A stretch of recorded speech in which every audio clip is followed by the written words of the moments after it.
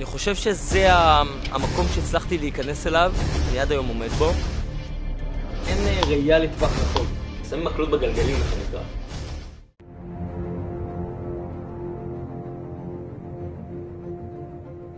גדלתי פה את כל השנים שהעיר הזאת עברה, את כל השינויים המשמעותיים שלה.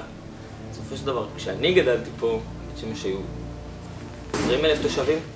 גם מבחינת זהות, אני בכלל, אני בבסיס שלי הייתי בן אדם יותר מסורתי חילוני. ועם הזמן, אחרי הצבא, החלטתי ללכת ללמוד פסיכולוגיה, מדעי החברה. וכשהתחלתי ללמוד, התחלתי באמת, אתה יודע, כחלק נקרא לזה אולי מלגות. אתה מתחיל להתחבר, בוא תנסה פה, בוא תנסה שם. התחלתי לעבוד בגני ילדים, בגני נוער בסיכון, שכונה ד' בבאר שבע. זה התחיל משם. בבית שמש בדיוק פתחו את יחידת הנוער, וככה הפכתי להיות רכז נוער ברמת בית שמש.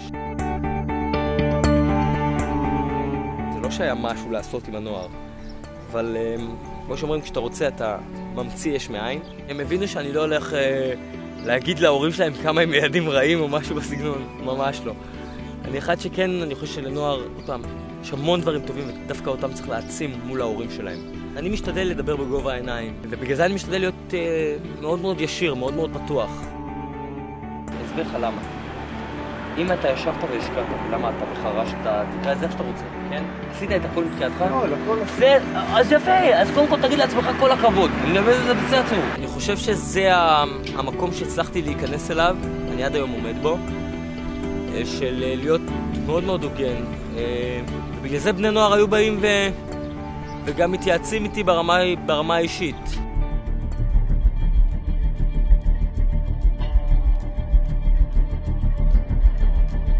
ניהול לא אחראי. להסביר את עצמי, אני יכול להסביר מה אני מתכוון. מקומות בילוי ואירועי תרבות ופנאי שלא קיימים בעיר, בטח לא לבני נוער ולא בכלל. זה מרכזי תרבות, לא רק קניון. קניון זה לא מקום תרבות לבני נוער. כל הזמן חוסמים ושמים מקלות בגלגלים, מה שנקרא. אין ראייה לטווח רחוק. אף אחד לא רואה את העתיד. בגלל שאין חזון לעיר הזאת, אז נוצר מצב שהעיר הזאת נראית כמו שנראית, וגם אף אחד לא מקשיב פה. התושבים באמת, זה חבל. אני רץ, אני חייב להספיק כל מה שהעולם מציע. אני וכמה חבר'ה טובים, חבר'ה איכותיים פה בעיר, דיברנו.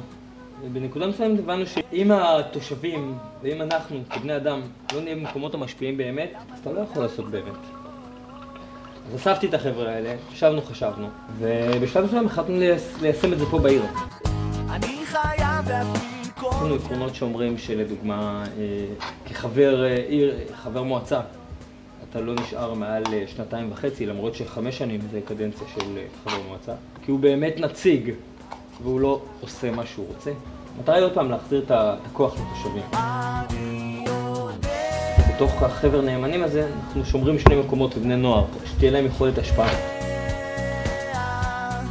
המטרה הכי גדולה שלה, קודם כל זה לתת את התקווה לתושבים בבית שמש, להחזיר להם את האמונה בעיר שלהם, לעודד אוכלוסייה צעירה שתגיע לפה, להפוך אותה לעיר נורמלית עם חזון.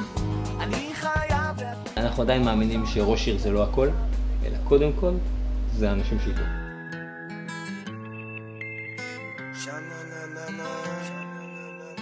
השינוי הכי מהותי מבחינתי, שבאמת לא כל אחד יעשה לטובת עצמו, אלא יעשה באמת לטובת מה שאנשים באמת רוצים, מה שהם מבקשים.